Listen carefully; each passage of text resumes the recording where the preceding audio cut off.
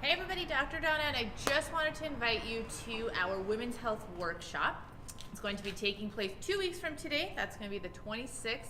Be here at 5:45. We are going to have some snacks and some drinks, and then at 6 o'clock, Dr. Claire will be here to teach us all about thermography. So I've talked to some of you about this. Some of you have already gone through this, but thermography is the option that we recommend most instead of a mammogram.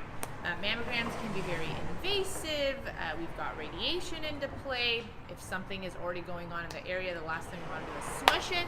So what we do instead is something called thermography.